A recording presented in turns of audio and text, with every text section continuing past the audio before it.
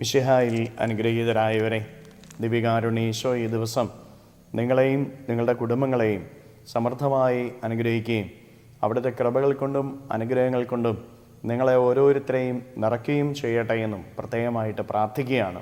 കർത്താവിൻ്റെ കൃപ ഈ ദിവസം മുഴുവനും നിങ്ങളുടെ കൂടെ ഉണ്ടായിരിക്കട്ടെ.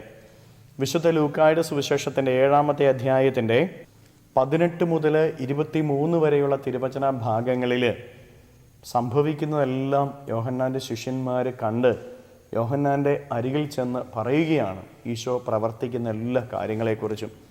അപ്പോൾ യോഹന്നാൻ അവരോട് ഇപ്രകാരം ചോദിക്കാനായിട്ട് പറഞ്ഞു വിടുകയാണ്: നീ തന്നെയാണോ വരാനിരിക്കുന്ന രക്ഷകൻ? ഇവനാണ് ലോകത്തിൻ്റെ പാപങ്ങൾ നീക്കുന്ന ദൈവത്തിൻ്റെ കുഞ്ഞാട് എന്ന് വിളിച്ചു പറഞ്ഞവൻ. സംശയം പ്രകടിപ്പിക്കുക. അത് വിശ്വാസം നഷ്ടപ്പെട്ടിട്ടല്ല, വിശ്വാസം വളരാനുള്ള ഒരു ചോദ്യമായിരുന്നു. പ്രിയപ്പെട്ടവരെ, നമ്മുടെയൊക്കെ ജീവിതത്തിൽ ചില സംശയങ്ങൾ ഉണ്ടാകും.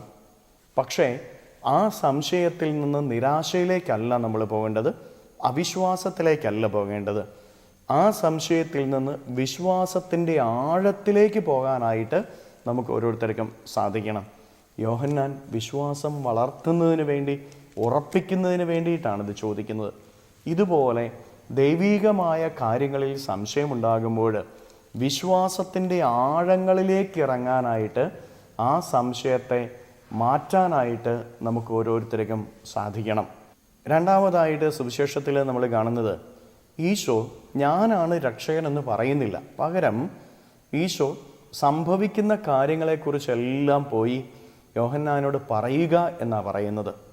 പ്രിയപ്പെട്ട ദൈവമക്കളെ, പ്രവർത്തികളിലൂടെ, സംഭവങ്ങളിലൂടെ സംസാരിക്കുന്ന ദൈവത്തെ നമ്മൾ കാണുകയാണ്. ദൈവം നമ്മോട് ചില സംഭവങ്ങളിലൂടെ സംസാരിക്കും. നേരിട്ട് ദൈവം നമ്മളോട് സംസാരിക്കുകയില്ല. പക്ഷേ നമ്മുടെ ജീവിതത്തെക്കുറിച്ചുള്ള ദൈവത്തിൻ്റെ പദ്ധതി എന്തെന്ന് നമ്മുടെ ജീവിതത്തിൽ സംഭവിക്കുന്ന ചില സംഭവങ്ങളിലൂടെ സംസാരിക്കും. ആ സംഭവങ്ങളെ നമ്മൾ മനസ്സിലാക്കി ദൈവത്തിൻ്റെ പദ്ധതി എന്തെന്ന് തിരിച്ചറിഞ്ഞ് ജീവിക്കുവാനായിട്ട് നമുക്ക് ഓരോരുത്തർക്കും സാധിക്കണം.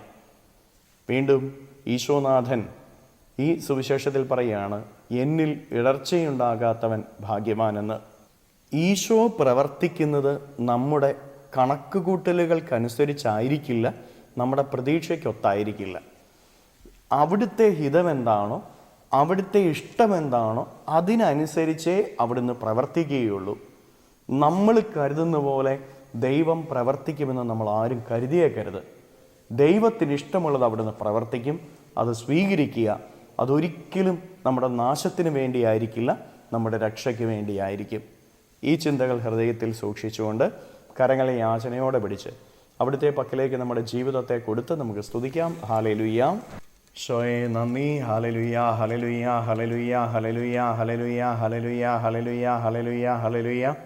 കർത്താവായ ഈശോയെ മക്കളെ ഓരോരുത്തരെയും സമർപ്പിക്കുന്നു. ഇവരെ ഓരോരുത്തരെയും സഹായിക്കുകയും സംരക്ഷിക്കുകയും പരിപാലിക്കുകയും ചെയ്യണമേ. ഇവരുടെ എല്ലാ നിയോഗങ്ങളും അങ്ങ് ഏറ്റെടുക്കണമേ. ഈശോയെ, ഇവരുടെ വഴികളിൽ അങ്ങ് ഇവരുടെ കൂടെ ഉണ്ടായിരിക്കണമേ. ഇവരുടെ അധ്വാനങ്ങളിൽ സഹായിക്കണമേ. കർത്താവെ, അങ്ങയുടെ ഹിതമനുസരിച്ച് ജീവിക്കുവാനുള്ള കൃപ ഇവർക്ക് നൽകണമേ. ഇവരുടെ ജീവിതത്തിൽ നിന്ന്, ജീവിത വഴികളിൽ നിന്ന്, അധ്വാന മേഖലകളിൽ നിന്ന്, ഇവർ ഇന്ന് ചെയ്യുന്ന സകലവിധ കാര്യങ്ങളിൽ നിന്നും സർവ്വ തിന്മകളും ബന്ധനങ്ങളും കെട്ടുകളും പിശാചിൻ്റെ ഉപദ്രവങ്ങളും നിർവീര്യമായി തീരട്ടെ എന്ന് കൽപ്പിക്കുന്നു. അന്ധകാരത്തിൻ്റെ എല്ലാ കെട്ടുകളും ഇവരുടെ ജീവിതത്തിൽ നിന്ന് അഴിയട്ടെ എന്ന് കൽപ്പിക്കുന്നു. Hallelujah, hallelujah, hallelujah. നിത്യം പിതാവും പുത്രനും പരിശുദ്ധാത്മാവുമായ സർവേശ്വര എന്നേക്കും ആമേൻ.